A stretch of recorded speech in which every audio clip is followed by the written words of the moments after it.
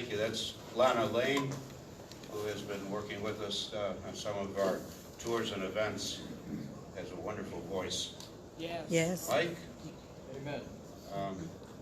So, just to open up, I have to start out by acknowledging who helped to make this possible and helped to provide the food and the goodies and the wine and the cheese and all that. And that would be Open Lands and the National Park Conservation Association.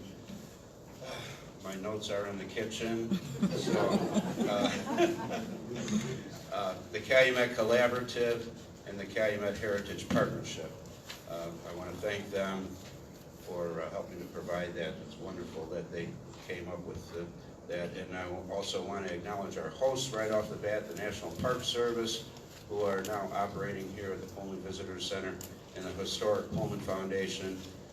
It's their building, and I want to introduce the president, Mike Szymanski, to say a few words and welcome everybody.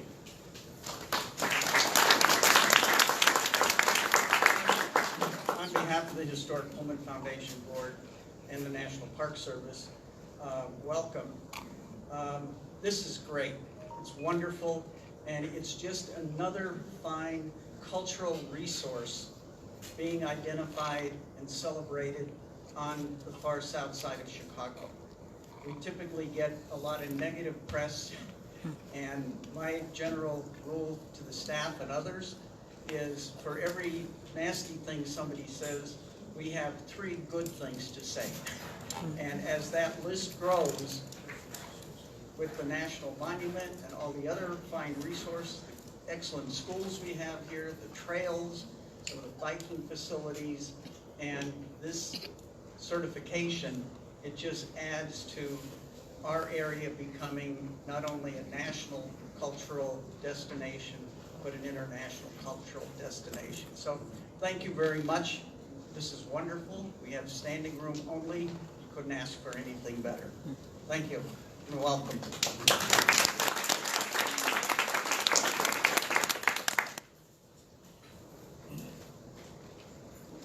We're going to try to breeze through things today to keep on schedule if we can. Some people want to get home and catch the last half of the Bears beating, who are they playing? So Viking. Viking. Oh, Vikings, good game.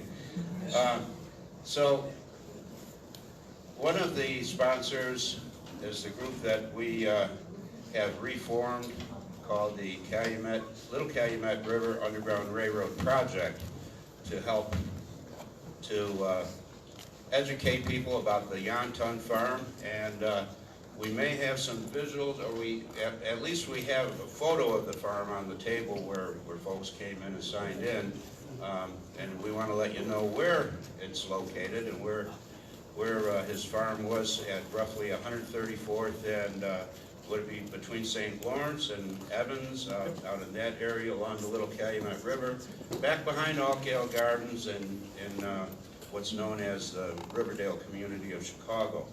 So you're going to hear from other speakers that will tell you about it and the significance of it and why we're gathered here today and why we're and what we are celebrating today. But I also, when I was making the acknowledgments of who helped to sponsor everything today, I was remiss, but it was perfect timing anyway, because Bob Kelleher just came into the room with his other daughter, and part of the Kelleher family is here today. And Bob, would you raise your hand there?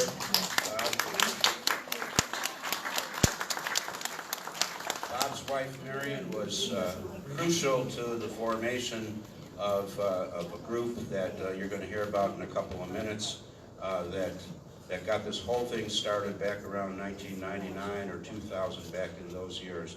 And to talk about that and let you know how things got started, I'm going to call up a couple of the original members of a group called CCURE, which stood for Chicago Calumet Underground Railroad Effort. So I'd like to introduce Paul Petratus and Diane Banta, recently retired for the National Park Service. So let's welcome them.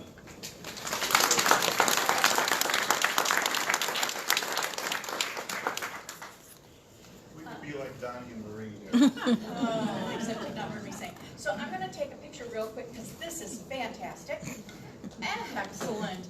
And having been involved in this since the early 2000s, can you all hear me? Or should I do Yeah, this? do that. No, do the mic. All right. So having been involved with this since the basic beginning, I have to just say this is so big. And that is what is exciting. Mostly I came in the beginning, it was Paul and Marion. And Marion was the heart and soul of the work that happened with this. She lived this to the 9th degree because of how important the story was and still is. So, you know, today hopefully we hear her name a lot. One of the things that's interesting is when the CQ group, you know, you did some original outreach and you got people excited by telling the story and why it was important. And then that got people to the table around 2001. We had different groups, Jim Rose representing ABC. I don't remember why he was there, but we had Bronzeville Children's Museum, the Calumet Heritage Partnership, City of Chicago, the CVB, Chicago Southland CVB, all these important groups, Roseland Community Development Center, Roseland Family, YMCA, Heritage Community Bank, historians, and we've got a couple of them in the room today. One, where's two, who else? Elaine Eckdorf's here, Glennette's here. We had all these great historians coming together with us as well, which really made it exciting. And I guess I'm stopping for a moment again because of the enormity of getting accepted into the Network to Freedom.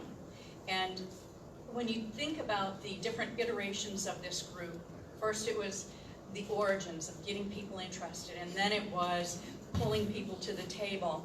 And after that, there was a very distinct core of people, again, Marion leading it, where we were doing different things of action. We identified strategic plans, we got people out to the site, and we did all these wonderful things to help educate people about the story.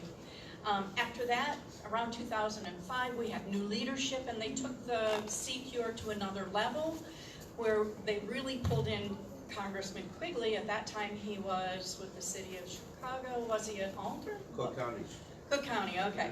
I have retirement brain. Just, and so this is the group that put on the 19th, the Juneteenth events. They had just different big things happening. And now, when you talk about the Little Calumet River project, Underground Railroad project, this is where the leadership of Tom and Larry has pulled people together that can actually make a difference on this and make it happen so that we see something at that site, and that's what's exciting. So thank you for coming with us today.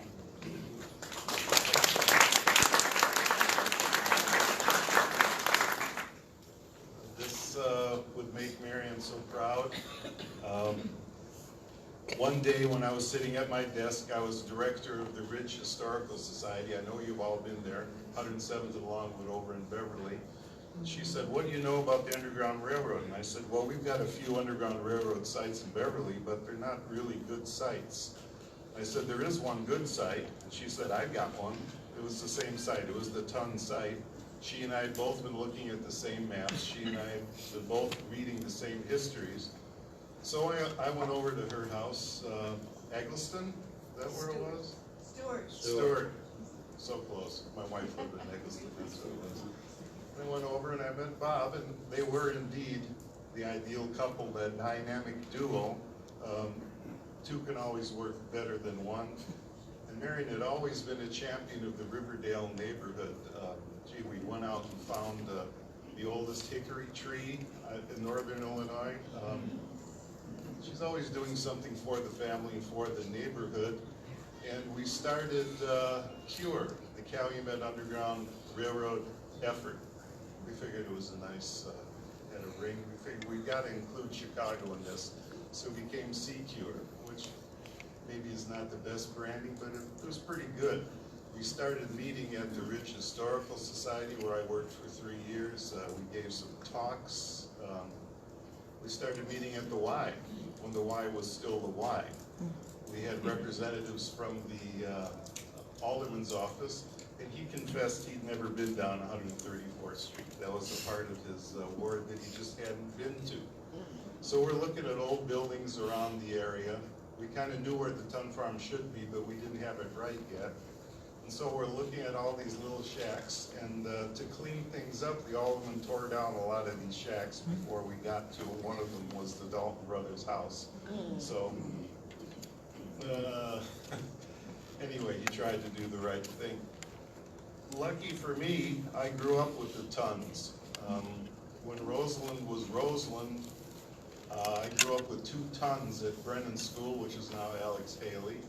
And I knew about the Ton family legacy because the Tons had a huge family reunion every year at different locations, mostly in West Pullman Park. And Paul Ton, my buddy, when we were both 6, 1955, he went to what would turn out to be the last of the Ton reunions, and he became sort of an unofficial historian of the Ton family. He called me up. He can't be here today. He's renovating one house and trying to sell another up in the UP, so he's got his hands full. But he sends his thoughts and wishes to all of you here. The Underground Railroad was really the first, what we call it, civil disobedience the white and black folks got together on. This is something that set the framework for future collaborative efforts. They like to say that Chicago is the most segregated town around, but they don't know Roseland, they don't know Pullman, they don't know Riverdale. We've been kind of ebony and ivory since the 1860s. And as far as escaped slaves, the correct international term for an escaped slave is a maroon. The Spanish invented that when the slave trade was just in Africa, between Africa and the Middle East. Now when the slave trade came across the passage to the Americas, only 1/10 of the slaves came to North America, and of those slaves, only about 1/10 of them came to Illinois. So our numbers aren't as big as they are in Ohio. In Ohio, everybody's got an Underground Railroad site to point to. The pickings are slim out here because you know how we do in Chicago. Cops look the other way, you don't know what your neighbor thinks. Everything was on the down low. The Underground Railroad was on the down low. And in the 16 years I worked at Chicago Historical Society, never once did the Underground Railroad come up as a topic.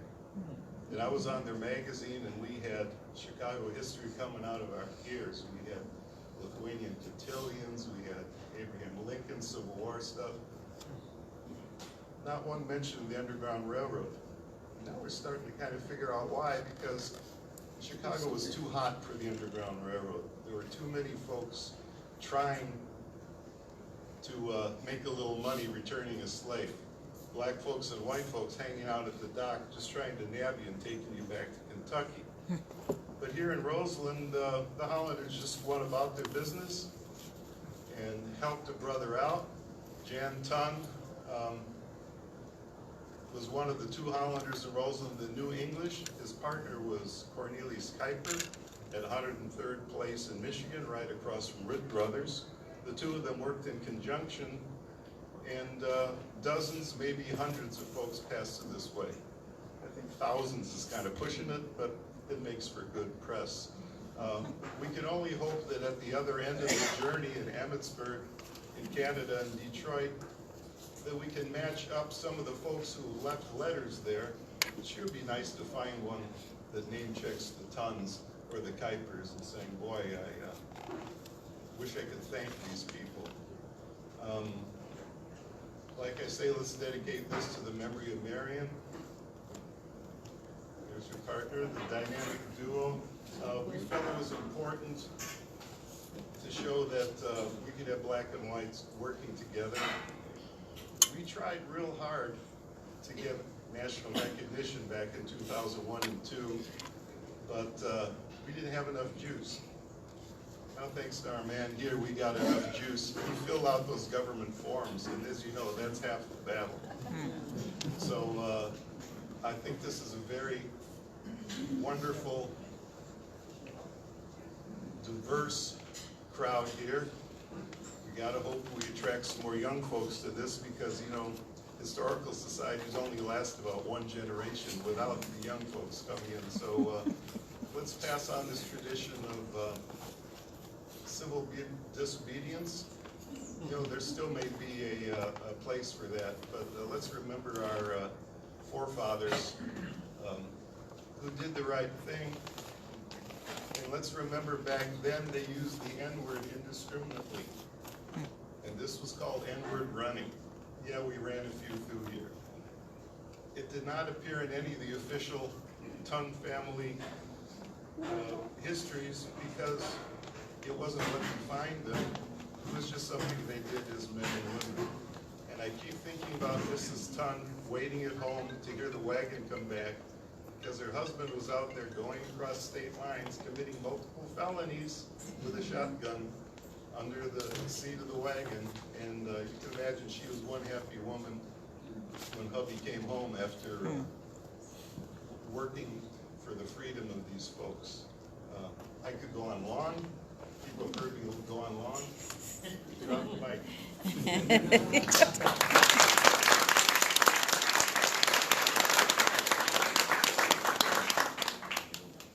Somebody whispered over to me, said you started and you never introduced yourself. So there may be somebody in the room that doesn't know that. I'm Tom Shepard and I'm your moderator tonight. Thank you. I want to read something that came to us because Mayor Lightfoot could not be here this evening, so she sent us a note and said, on behalf of the City of Chicago, I'm honored to offer my sincere congratulations to the Little Calumet River Underground Railroad project on the Jan and Aggie Tongue Farm being listed on the National Park Service's Network to Freedom program on the Underground Railroad Registry. Jan and Aggie Tongue arrived in Chicago in 1848 and purchased land for the farm in 1853.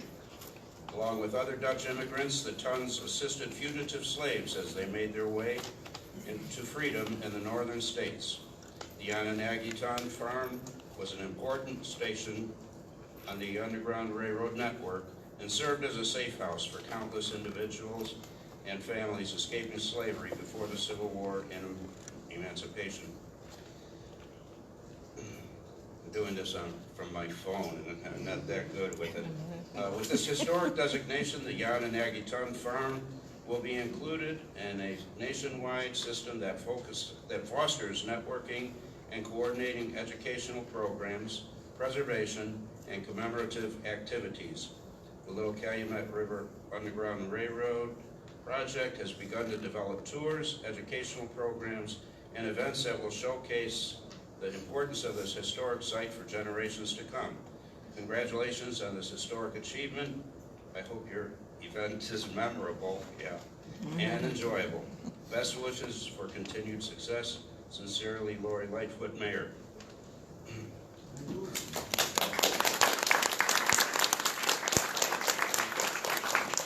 And as Paul and Diane pointed out, Paul, what you said about Larry McClellan, he provided the juice that you talked about. If it weren't for Professor Larry McClellan and his many, many, many years of research and writing, authoring books and publications and doing tours and lectures, and finally doing the hard work of applying for the Network to Freedom designation and got us over the finish line for that. So we're going to hear from Larry right now. Larry McClellan.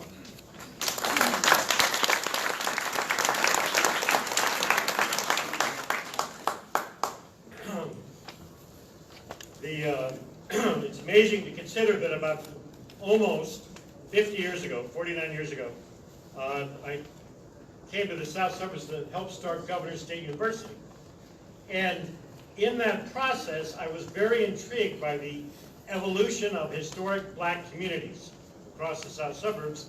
And out of that work kept running into references to the Underground Railroad, and I think like many of us, well, that was something that went on in Ohio and Maryland and all of that. And that started a quest that has now taken about 30 years to figure out how do we understand the Underground Railroad here. And, you know, my Lord, God bless Harriet Tubman, but she never came to Illinois.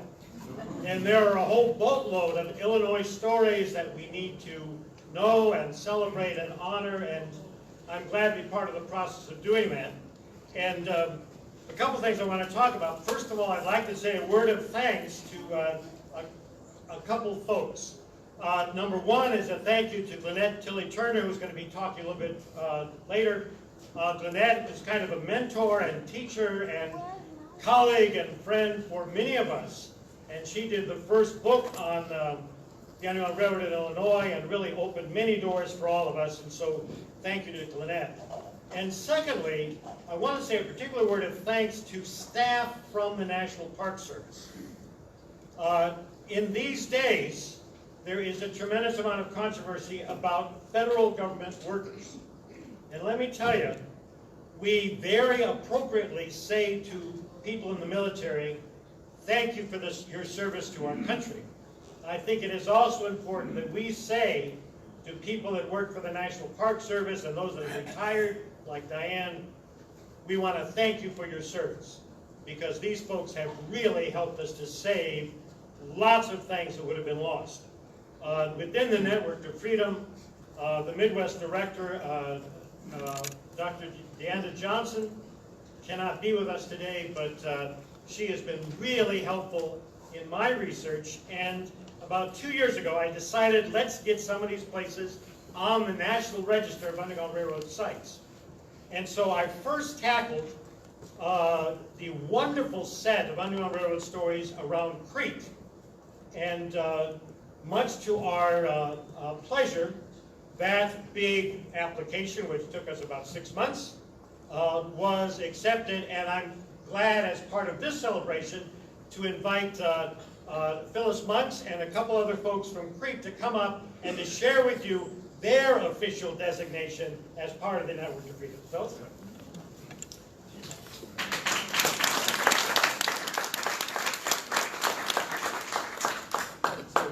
Thank you so much, Larry. And without, as you said, without Larry's help, we probably would not have, it would have taken us about 5 more years to do this application. We put together a group of 10 that included 2 of our present sites that were on the Underground Railroad, because we know 3 or 4 farm families that hid the slaves, the escaped slaves, in their house.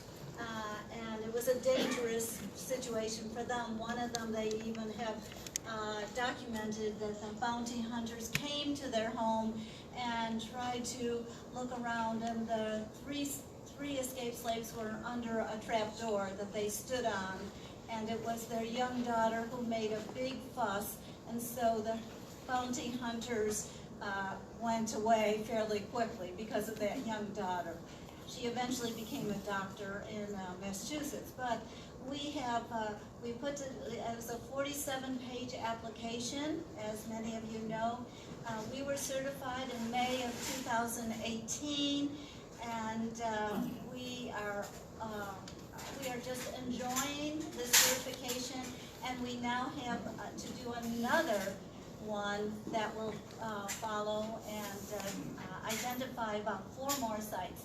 The 2 sites that were certified are the old Congregational Church in Crete, which is now an antique shop, still around, and the neighboring cemetery where all the pioneers and the families who hid these slaves are buried. So thank you so much, and Tim has been a big part. He's the vice president of our historical society. It was his idea to enlarge our certification, which was an 8.5 by 11 inch page.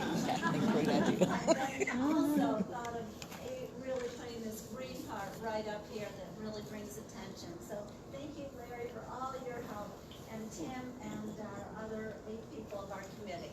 Also, we have already gotten Larry to speak in February at the Crete Library, and it's sponsored by our Historical Society. So we invite everyone to come to our library in Crete. Thank you.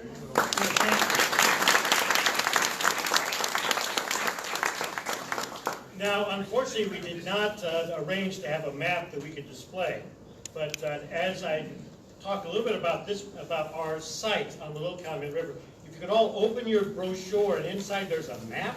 I think everybody, you'll look at it with your neighbor.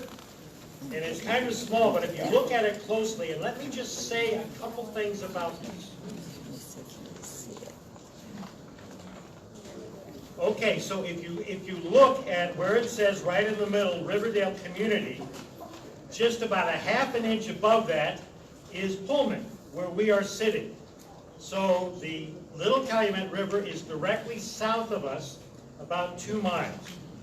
And you can see down there with the Little Calumet, and you can see that there's a road that goes from the north to the south, and it crosses the Little Calumet, right in the middle of what's called the Riverdale neighborhood. Are you with me? Yeah. All righty.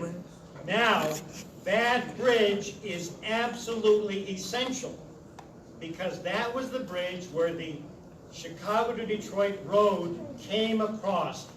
And basically, almost all of the land traffic going east out of Chicago had to come straight south from the little town of Chicago, what we know as the Loop.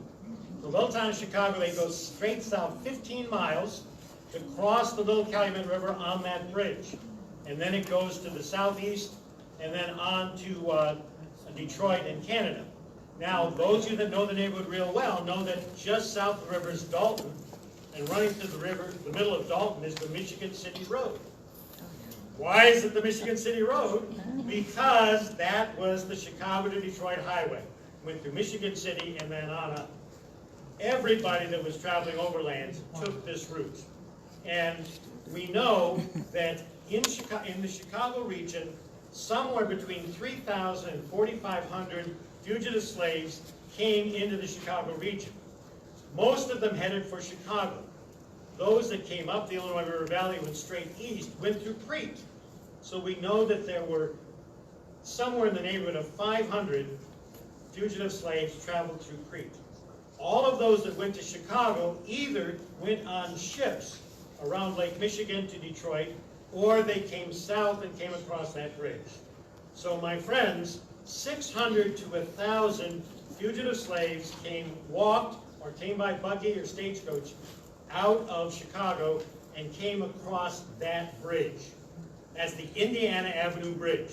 So when you look at that kind of raggedy bridge these days, recognize how incredibly significant it is as a place where literally hundreds of people came across. Now, those of us that are working with this whole area are also use the language of freedom seekers. And I want to reinforce that. When we talk about fugitive slaves, we're using the language of the 19th century and the language of people that were breaking the law. But the heart of it is that these were human beings who found the remarkable courage to seize their own freedom and to head north, to strike out for freedom. And we believe, those of us that work in this, it is really important that we are known not only as fugitive slaves, but also as freedom seekers, because that's what they were intending to do. And so we have this whole band of freedom seekers coming right through our neighborhoods and coming right down what is now Michigan Avenue over in Roseland, coming right down, going across the Indiana Avenue Bridge, and going on toward freedom. Now, the Ton Farm is located just a couple blocks east of that bridge, and the Dutch community that provide help is just in the Roseland area also. Now, before I, well, I'll go ahead and turn to the times. Okay, so what happened then was a group of Dutch settlers fleeing religious and political persecution came to the Midwest from Holland. Some of them settled in what was called High Prairie, which becomes Roseland, and Low Prairie, which is South Holland. And they were stretched out along that Chicago to Detroit road. And as Paul had shared with you, the evidence suggests that Cornelius and Mary Kuiper and Jan and Angie Tun were two of the families, the Dutch families that spoke English, and they would have been ones that would naturally have connected with freedom seekers that were coming through. And they wanted to be, they were inclined to be helpful. There were a group of Anglo settlers, the Daltons, the Osterfelds, and some others, who we know had abolitionist tendencies, and we're pretty sure that all these folks connected with each other to make this happen. So we have this remarkable saga right here at the very southern edge of the city of Chicago. Now, I've got a story to tell, but before I get to that, I want to talk about two other things. One of the remarkable things that happened out of this story was the whole question about how do we celebrate it, besides doing this kind of research stuff I do. And I think it was 2011, I was approached by a young man named Lerone Branch. And he and his family talked with those of us that have been involved with Secure, and he, as an Eagle Scout project, Lerone wanted to do something to honor the work of these Dutch farmers in assisting freedom seekers. And one thing led to another. We had this incredibly diverse committee of folks, and we had white women who had been involved in gardening activities and black women involved in gardening activities, and we had church people and all kinds of other people. And Lerone and his family organized these folks, went to the First Reformed Church of South Holland, a church, giant, great building on South Park Avenue. The church had been, the Tons, Jan and Angie, had helped start that church. Lerone and his family and a bunch of us, we went to the church and they agreed, and they have dedicated a plot of land, so there is an official Jan and Angie Tun Memorial Garden at that church. And that is, if you come out here, if you go straight south on Indiana, if you go on Michigan City Road to what is now Dr. King Drive in the middle of Dalton, you go straight south on that, so about 1.5 miles, and right there is this wonderful memorial put together by this terrific, a number of us here were involved in that process. And I'm delighted that Lerone is here. So would you please stand up? We have this wonderful project.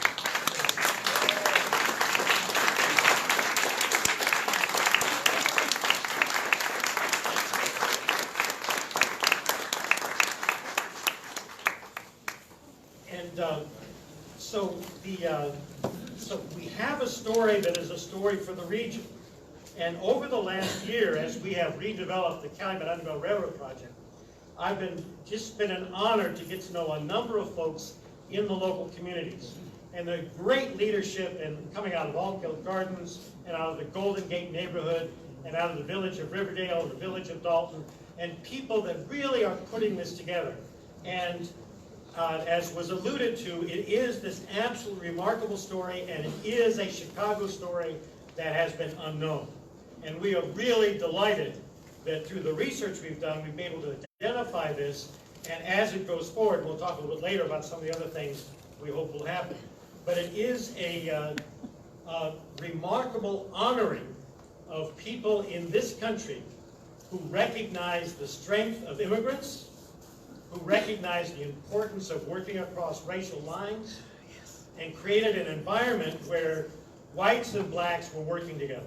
Many people do not know that after 1845, for the 16 years before the Civil War, the Underground Railroad in Chicago was run by African-American families. And they worked very closely with white activists that had been working before that. But the Underground Railroad story in our communities is very much a story of racial diversity and of people in the midst of real serious conflict and real serious racism reaching across boundaries to one another. Now, as we celebrate all this, I want to conclude with just a short story. Cornelius Kuiper, in addition to opening up a little store with his wife and family, also was kind of an unofficial constable for the rules of the area. And one time, slave catchers came to see Kuiper and said, "We've been up in Chicago and we're looking for these 3 fugitives," gave them descriptions, "and we think they're come down here and they're headed for Detroit, and they made their way down here to you guys." and you need to help us, you're the law. And Cornelius Kuiper said, of course I'll help. And so Kuiper, took these slave catchers, and they went down, they visited the Ton Farm, and they no doubt went down on the Chicago Road, and there's some indication they even went over to Hammond. They looked everywhere, they looked all through the communities, and wouldn't you know it, not a single sign of these three fugitives was to be found. And at the end of a very long and tiring day, they came back to Kuiper's house and shook hands all around, and Kuiper wished them well, and these slave catchers who had lost a lot of money because they didn't find these fugitives, they made their way depressed back to the city of Chicago. And what did Cornelius Kuiper do? He went into the house, he opened the basement door, and he invited 3 people up for dinner.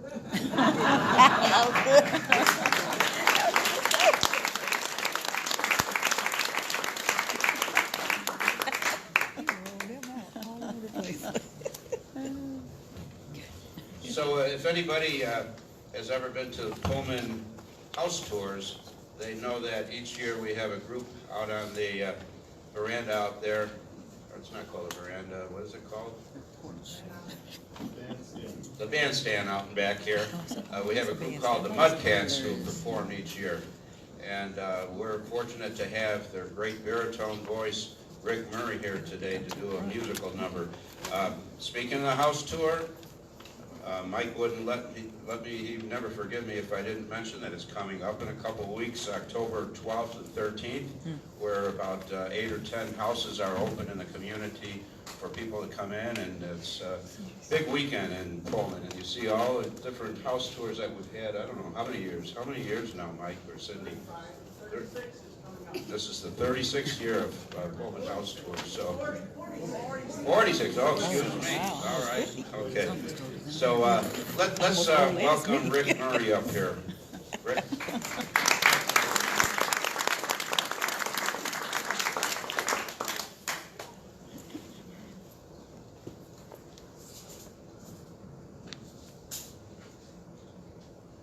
Wade in the water, wade in the water, children, wade in the water. God's gonna trouble the water, wade in the water, wade in the water, children, wade in the water. God's gonna trouble the water. See that man all dressed in white. God's gonna trouble the water. It looks like the leader of the Israelites. God's gonna trouble the water. Wade in the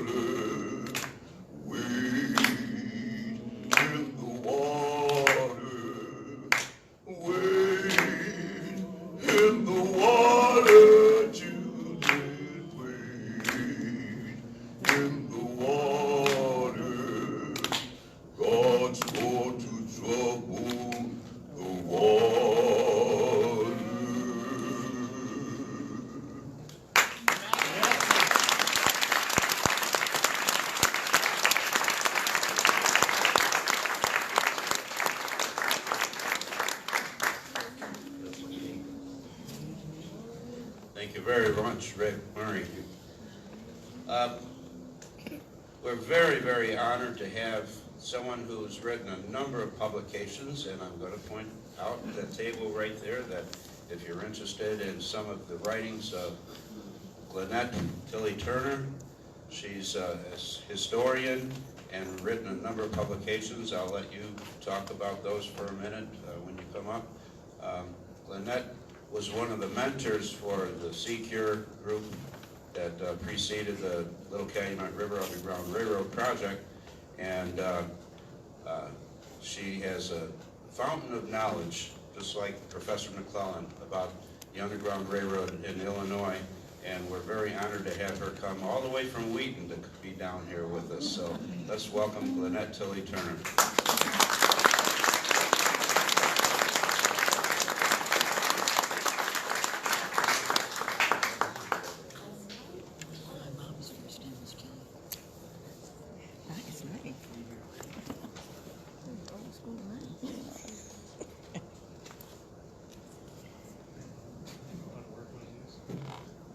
Hearing the stories that Larry McClellan told you gave you a new sense of place and meaning, didn't it?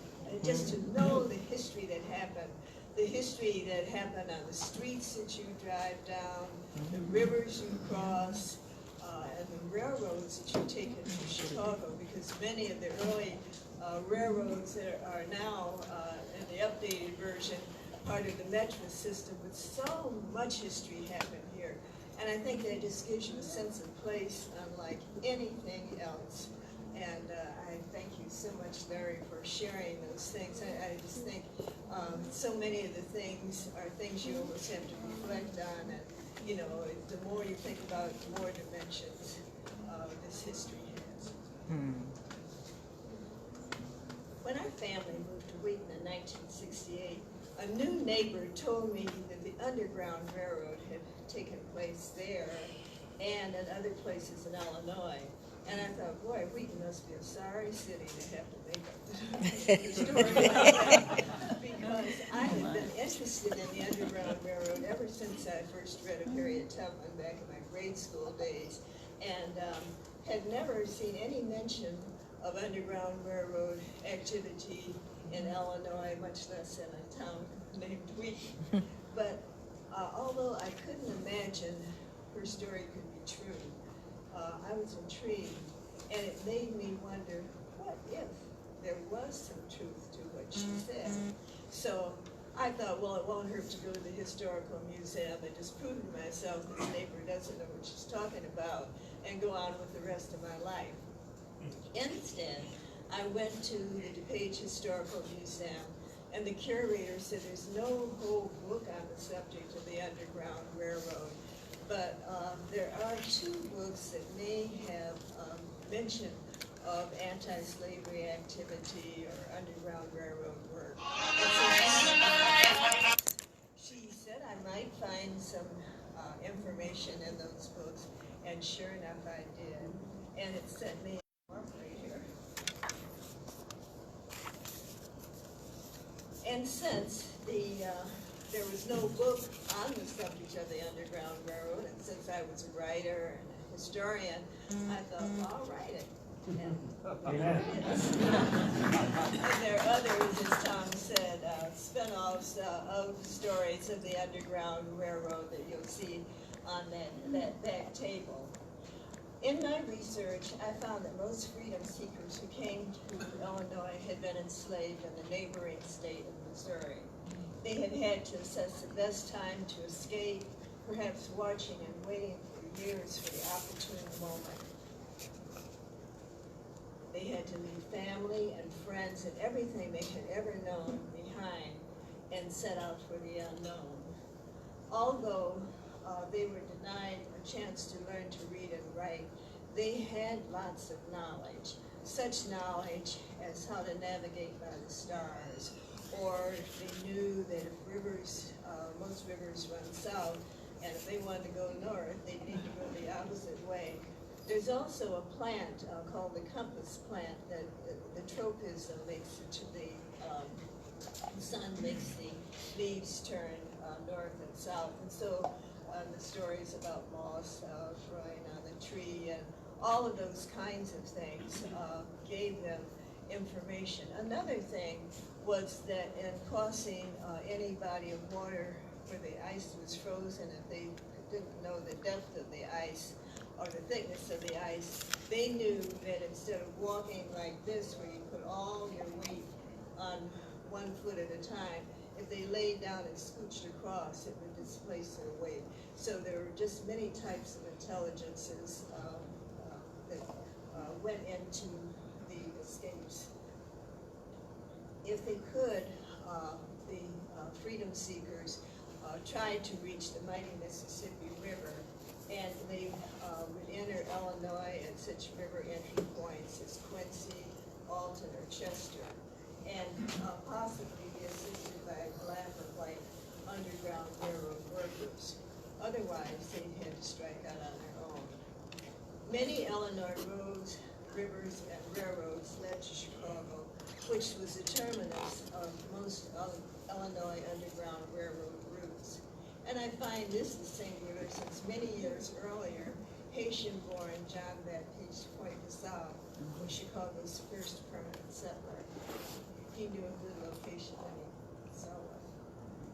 Realizing the significance of the Underground Railroad in early American history, in 1993, Illinois Senator Paul Douglas authored a bill directing the National Park Service to study the Underground Railroad. He was anxious to capture as many of the existing stories and also to see as many of the sites as possible were preserved before urban renewal came and knocked them down.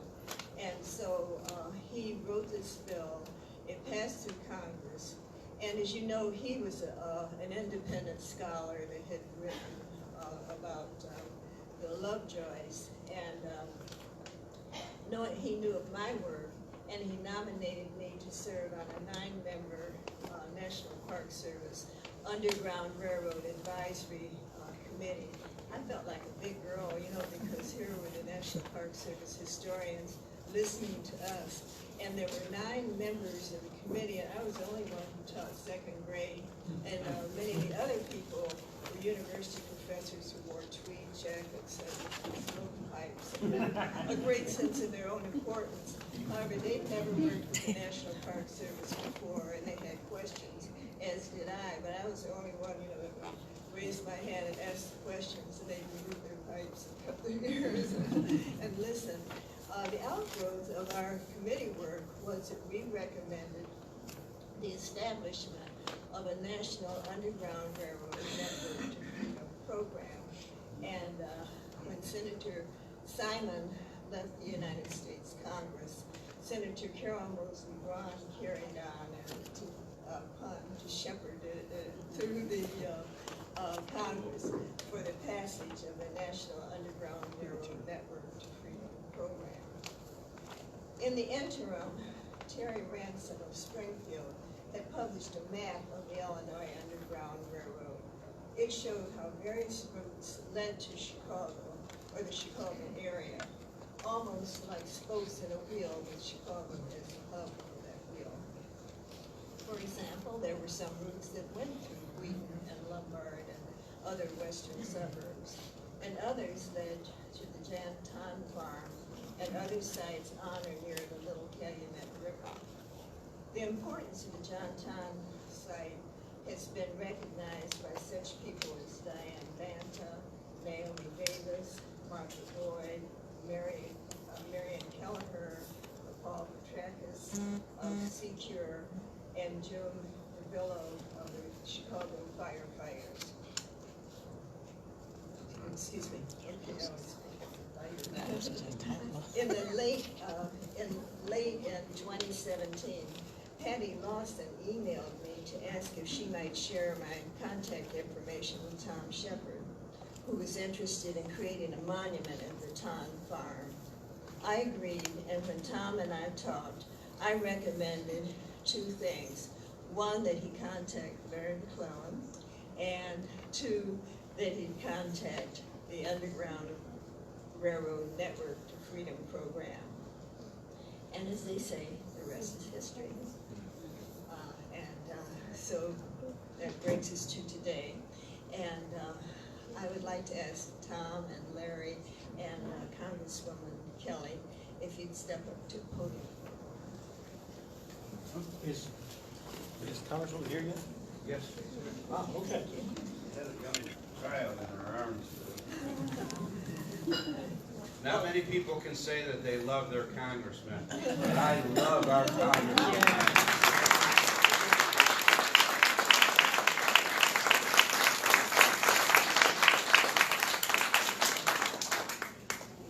I'd like to present each of you with the PAL pen, that is a symbol of the Underground Railroad. It's called the Running Man.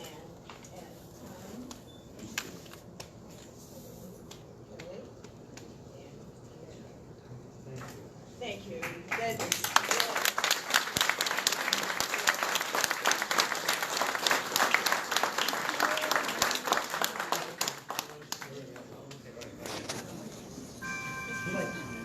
We're here.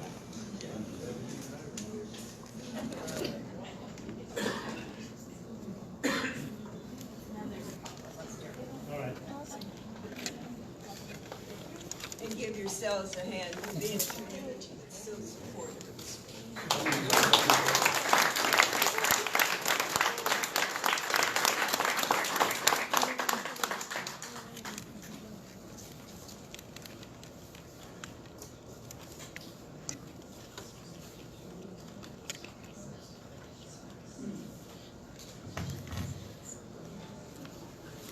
I hope it doesn't sound like it was all Larry and myself. There were a number of others. We have a group that came together around 2016, toward the end of 2016, and have worked diligently for the last couple of years. And a number of the, what we call our leadership group are here today. I've been pretty busy, so I'm not sure if I saw everybody who came in, but I recognize them. If you are here, please stand up. Dolores Lucas from the Golden Gate community, are you here today, Dolores? Fatima El Noureddin from Riverdale. They're busy people, so I know they're out doing something. Tom Wegerson, Tom way in the back over there. A.C. Cargill, A.C., are you here? Make it. I know he's listening to the Bears game. Pat Hansen from Dalton, a big help to us, Pat. Cheryl Johnson, who's one of my good, dear old friends from Altgale Gardens. And we have some representatives from the forest preserves of Cook County who are working alongside doing our tours and hopefully to have a monument at Bobian Woods someday. They don't like the word monument, so some type of memorial, and we know that we're going to get some signage out there and some other exciting projects that you'll hear about in a few minutes. Once again, I'm going to introduce Lana, and Lana, you want to come up? There was a great segue that that Glenette talked about, following the North Star, and we're going to hear one more musical number tonight about that very same thing. It's called Follow the Drinking Gourd, which is Dipper. Lana?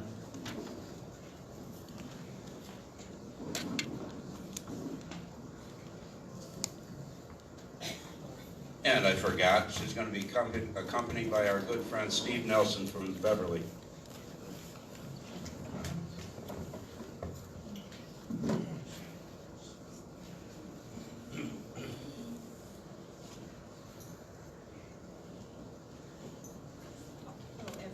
Hello, everyone.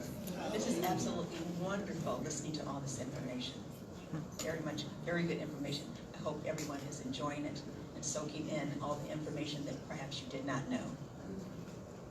There's a lot that I didn't know, so it's very interesting to me too.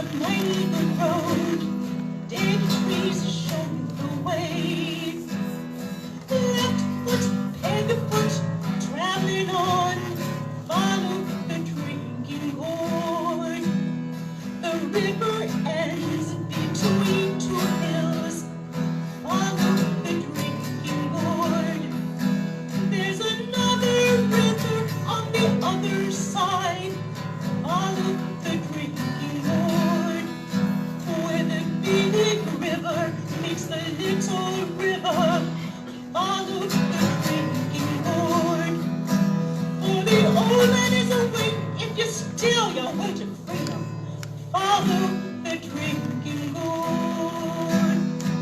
Follow the drinking gourd. Follow the drinking gourd. For the old man say, if you're still way to freedom, follow the drinking gourd. This song, Follow the Drinking Gourd, speaks of enslaved persons who were to become freedom seekers. The drinking gourd alludes to a hollowed-out gourd used as a water dipper by slaves and rural Americans. In the context of this song, the drinking gourd is a code name for the Big Dipper star formation. This star formation points to Polaris, the pole star, and north. The song speaks of escaping from the south and heading north to freedom. It was first written somewhere between 1916 and 1928, and I will briefly read the meaning as stated from various references. When the sun comes back refers to the winter or spring, when the days are getting longer and the angle of the sun is higher. In Alabama, the first quail call starts their breeding season between early April and mid-April.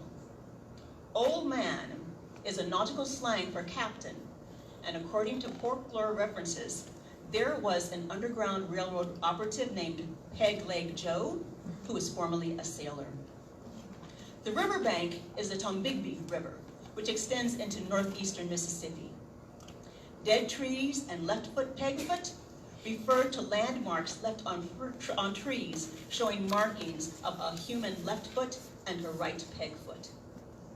The river between two hills is the Tombigbee, ending near Woodall Mountain. This is a high point in Mississippi and an ideal reference point for a map song. The two hills could mean Woodall Mountain and a lower hill. The river on the other side of the hills is the Tennessee River, which extends outward in an arc. The left-hand side proceeds north to the Ohio border with Illinois. The right-hand side goes back to northern Alabama and then into Tennessee. The Big River meets the Little River are the Tennessee and the Ohio rivers coming together in Paducah, Kentucky, opposite southern Illinois. Follow the drinking gourd, follow the drinking gourd, for the old man say, if you steal away to freedom, follow the drinking gourd, follow the drinking gourd.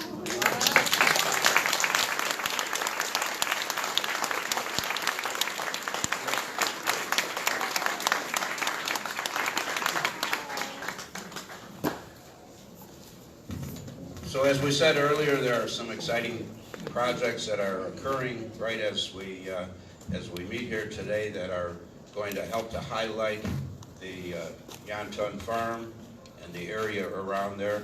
And we have somebody from Open Lands who we've been working very closely with on some of these projects, including a trail, including, well, I'm not going to take all your story away, but I'll introduce Laura Barkhusen from Open Lands.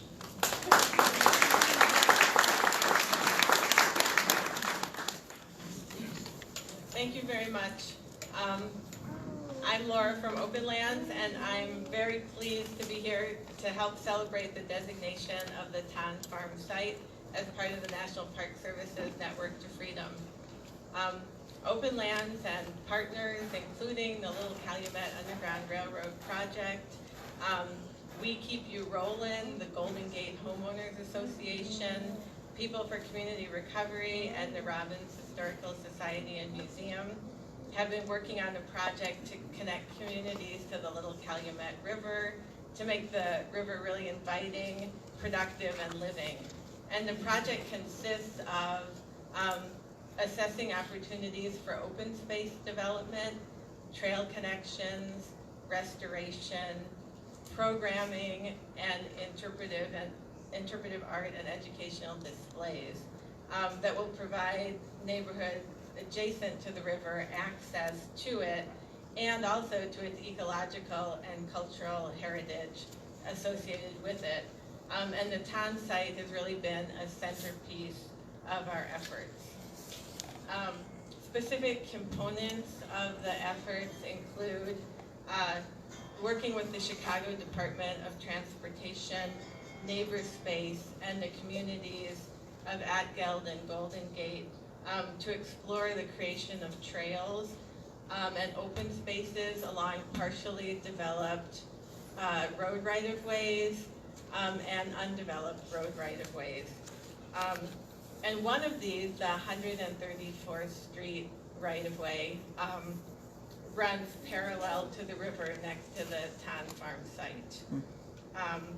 Another component of the project was a recent 2-day archaeological exploration of the Ton Farm site to try to narrow where the farmhouse was. And we did this work a couple of weeks ago under the leadership of Philip Morehouse of Red Gates Archaeology, and are eagerly awaiting his report. And a third component of the work has been working with communities near the river to identify amenities and cultural representations that they would like to see along the river. And this component has a couple of parts. Manuel Lee of Architreasures has been leading an effort to assess how a public artwork could commemorate the Underground Railroad story in the area of the Ton Farm or the greater area of the neighborhood. Open Lands has been working with local partners to create an African American heritage water trail that extends from Bobian Woods to Robbins, specifically a brochure that celebrates African American history along the water and could facilitate both docented and self-guided tours. And as Tom mentioned, we are also working on getting some signage produced and installed to commemorate the Ton Farm. And I want to also mention that all this work that we're doing is also part of larger regional initiatives. Support for the work is coming from the Chicago Community Trust through their funding of the Great Rivers Chicago Initiative, which is coordinated by Metropolitan Planning Council. And the Great Rivers Chicago calls for inviting productive and living rivers and connections to the communities around the rivers. And this work also grows out of Forest Preserve and American Institute of Architects process that took place about 1.5 years ago that really brought people together and leveraged years of planning and harmonized many voices in terms of laying out a plan to revitalize Bobian Woods and the surrounding communities and connect them better to each other. And the work is also connected to the goals of the City of Chicago River Ecology and Governance Task Force, which was created by their Department of Planning and Development, that aims to really transform Chicago's waterway system into a thriving and ecologically integrated natural asset.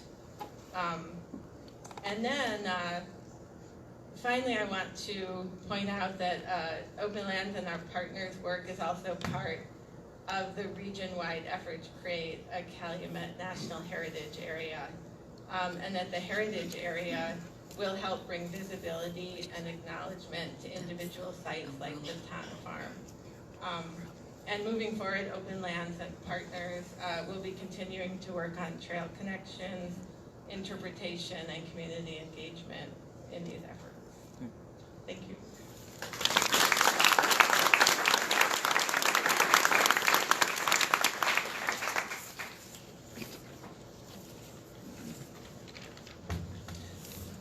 From our very first meeting, when we invited the Congresswoman Kelly's office to participate with us and join with us, and her wonderful administrative assistant, Rick Bryant, who's back there, came to each and every one of our meetings and assured us, and I had conversations with Congresswoman Kelly that she was fully behind our effort.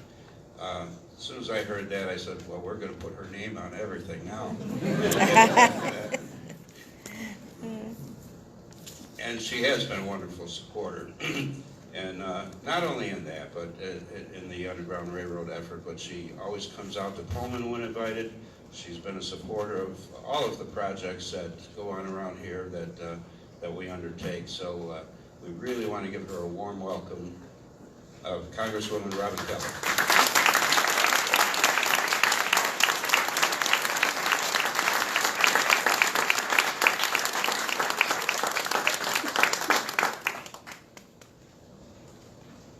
To give me a warm welcome, but when he said I may be between you and the Bears, that was kind of tough. But thank you so much, Tom, for everything you've done, all of your advocacy. Thank you so much, Mike.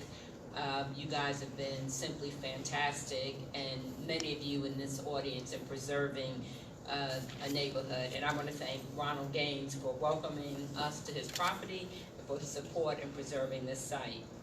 Today we celebrate the courage of our ancestors who risked their lives to feel freedom, a quest for freedom that others attempted to deny with weapons, shackles, and unjust laws. But the spirit of freedom cannot be crushed, and it is given new birth with each new soul that joins the chorus of humankind. The hunger for freedom is not just a human desire, it's a spiritual one. A passion for fundamental liberty has inspired countless people to risk it all, put their trust in strangers, and pray for freedom while their feet work to deliver them. Kind of sounds a little familiar with what's going on today. For too many, this journey was never achieved. There was the ever-present risk of being discovered and returned to cruel and heartless people who sought to extinguish the flame of freedom. Likewise, the path was never entirely safe. In short, freedom was a gamble, the roll of the dice that many chose because the alternative, a life, legacy, and family beholden to the whips and hate of others, was simply unacceptable. The sojourn to freedom was never easy, but the reward was worth it. In the words of Oney Judge, a former slave to George and Martha Washington, I am free, and have, I trust, been made a child of God by that means. Her journey to freedom was a trial by fire, a test of her courage and steel that, in her words, made her a child of God. In the weeks after the Washingtons learned of her escape, they sent messengers to her. They even offered her freedom if she'd return to the Washingtons in Virginia. She said, I am free now and choose to remain so. I am free now and choose to remain so are powerful words. Through her own journey to freedom, one that would be undertaken in different ways and in different places by countless others, Oney found her power, her freedom, and a future for herself and her family. While Oney escaped to freedom during the earliest days of our nation's history, her journey would be repeated over and over in the coming decades as others saw the only path to future was underground. That if they wanted to live and die free, they would need to lead the only life and land they'd ever known for the promise of something better. On these journeys, the destination, freedom, was a promise, but in many ways, the route itself was a promise. A promise by the conductor to lead you safely. A promise that food and water would be available. A promise that others saw the humanity in those seeking freedom and would assist them, as the Town family did here. As you've heard, they were Dutch-born Americans who settled the farm. And like so many Americans born of the immigrant experience, they used their new start in America to make this country better.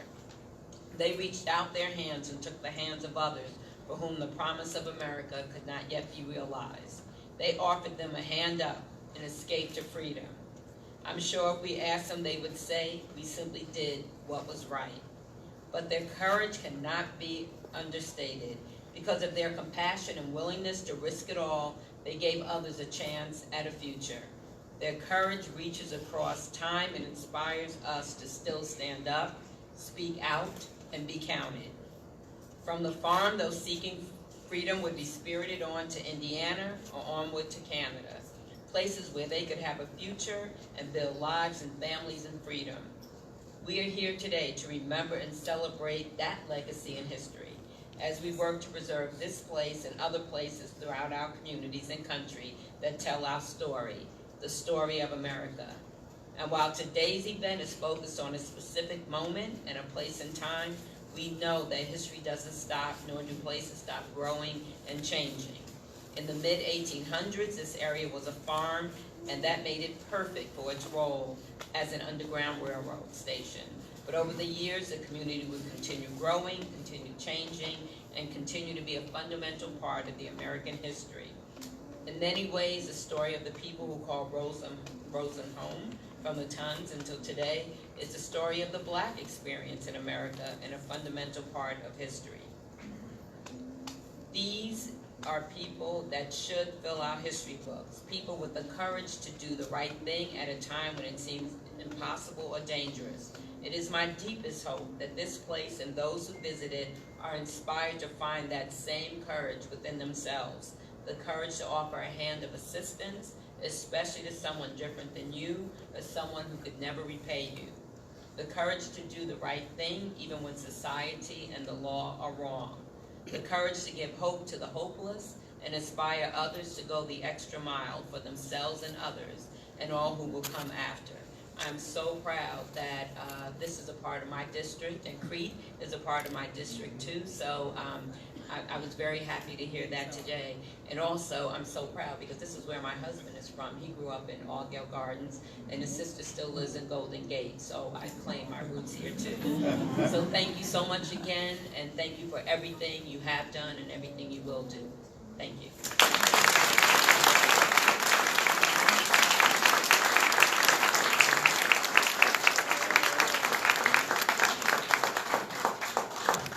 And we hope that you'll be able to remain for just a couple more minutes, Congresswoman, when we make our presentation. We want to introduce you to Ronald Gaines. And I want to tell you that in order to get the certification that Larry applied for and that we were successful in getting to be on the Network to Freedom, we had to contact each of the landowners that fell within the footprint of, I think, 40 acres that Jan Tun owned out there along the river. And the one person who stepped up to the plate first and foremost and owns a portion of the property that was part of the Jan Tun farm site has been with us on this journey from the very beginning. He owns a marina called Chicago's Finest because he's a retired police officer and bought this parcel out there back a few years ago and operates a marina still to this day and has been working on it. And we've been lucky enough, fortunate, that he greets us with each of the tours and hikes that we bring out that way, and always has a few words to say. And we want to bring you up here right now, Ron, introduce you and ask you to say a few words, and then we've got a special presentation for you.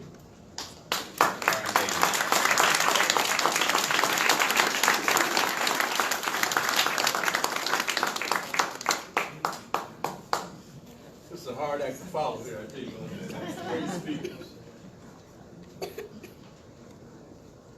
Good evening, everyone. Good evening. Thank you for taking time away from the Bears game to come out and enjoy this festive event here. Oh, the Sox game also? Okay, did you say? Okay. Like you mentioned, my name is Ronald Gaines. I'm presently the owner, I kind of watch it for the bank, of the Tun Farm. I bought the property when I retired from the Chicago Police Department, where I was a sergeant at for 30 years. It was back about 2004. I'm still working with the Cook County Sheriff Department right now, but that's going to come to a halt also, because I've had a job of a lifetime, but it's not a lifetime job in law enforcement.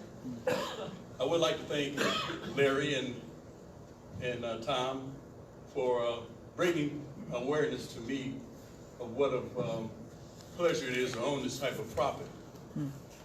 You can imagine how it was. You get a phone call and someone tells you, hey, I think you have a piece of historical property that you own, and we'd like to share some information about it.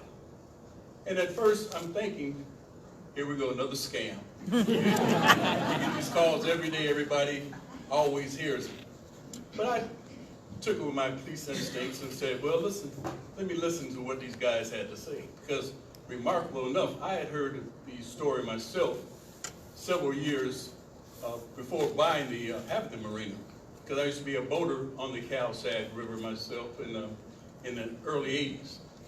And at that time, Sinclair Greenwell was the owner of the property, who I purchased it from, and who has passed since.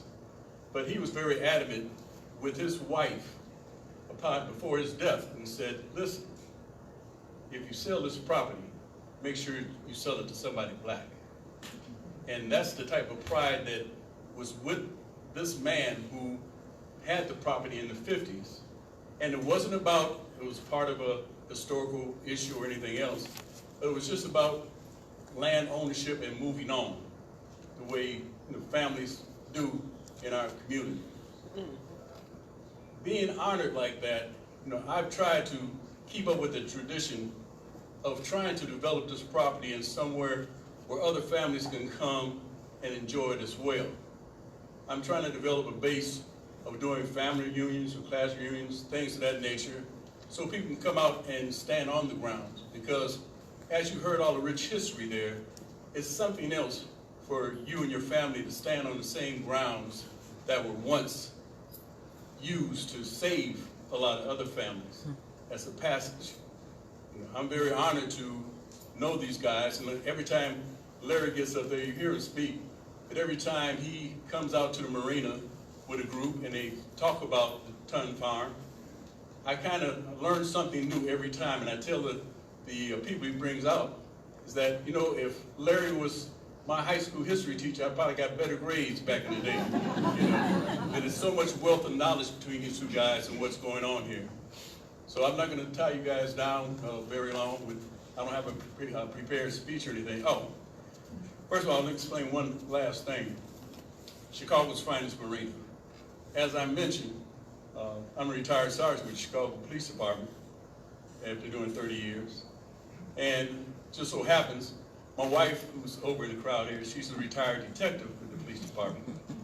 My son is now a sergeant out of the 5th District with the Chicago Police Department. My daughter works in the 6th District, presently with the Chicago Police Department. And my daughter-in-law, Kenyatta Gaines, you might have seen her one time. She's the one who sings with the Chicago Police Department at different ceremonies and funerals and things of that nature. So we just felt with all this in the family, we should name it Chicago's finest marina, So my other kids, to my other daughter, Tiffany Gaines, she's here. She works in the medical field, and I have a daughter who just came back from Korea with her husband. So I have kids who didn't follow the route of law enforcement. I still love them all. But with that, like I say, I'd like to thank you for your time. I hope I can develop the property where everybody get a chance at one time to come out and to stand on those grounds and to enjoy it. We would like to try to get better roads out there, a little sewer system, because it's kind of like a step back in time, it's still there.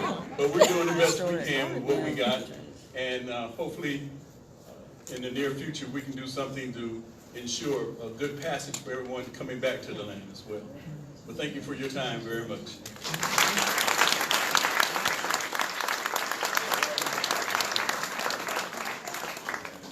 The folks from Crete don't mind, I'm going to place this right over here and ask Timothy Townsend with the National Park Service to come up and say a couple of words and meet Ron Gaines. And Timothy and Congresswoman Kelly are going to help with the special presentation. Well, thank you, and it's wonderful to be here, part of this event that really is, I think, what the Underground Railroad Network Freedom is all about. It was established in 1998 under the guidance of Lynette and some others, and since then there's now 626 sites in 40 states, including Washington, D.C. and the U.S. Virgin Islands. And I got thinking about this network, and it's really about, you know, the National Park Service kind of laying the groundwork with great people in the Midwest region like Deanda Johnson, who wasn't able to join us here today. But then sort of getting out of the way, right, and let the community do what communities do and work together and get these sites established and work with property owners. And I think it's really, I can only assume it's what was envisioned, at least in part, by those that group back then. The other thing I got thinking about is I'm at Lincoln Home National Historic Site down in Springfield. Lincoln had a neighbor named Jameson Jenkins, an African-American man who was a conductor on the Underground Railroad. And we're not exempt from those long forms, by the way. We have a Network to Freedom site, and we had to do the long form as well and work with. But we persevered as well. But you know, Jenkins helped a group from freedom seekers from St. Louis. They got to Springfield. Jameson Jenkins helped them further north, maybe as far as Bloomington. And I was wondering, thinking about as I was in the back of the room there, I wonder if they ended up at the Town Farm site on their way further north. I'd like to think maybe they did. Maybe they did. So. Thank you all very much for your participation in this program and for, we hope, continued growth. Thank you.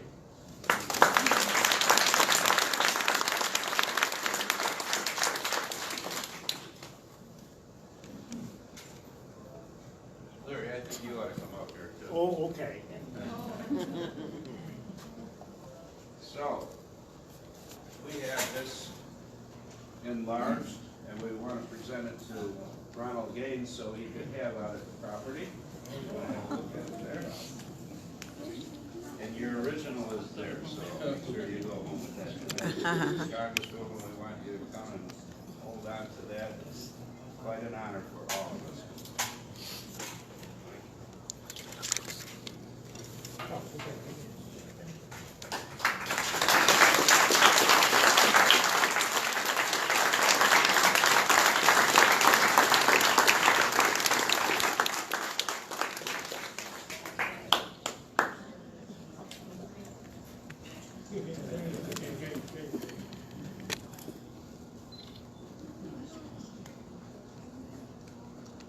You could probably display that at your office. He should. I sure will, no doubt.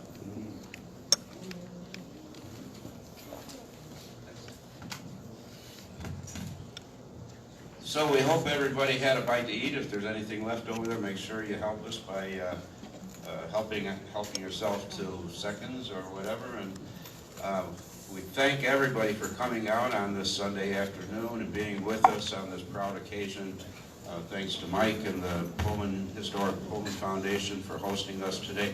And by the way, we have ongoing events and projects, and we'd like to have you sign our email list, and then you'll be contacted. We don't bother you, we don't call up asking for money, but before you leave, have a look at the books on the table there that Glennette Tilly Turner authored, and Larry McClellan as well. So you might be interested in picking up a book there. Make sure you have one of our brochures as well. Thank you once again. And Mike, you had something? Oh, okay. Mike tells me that the Bears are on top, 16-0. You think it's Super Bowl time already. The season's just beginning. Thank you, everybody.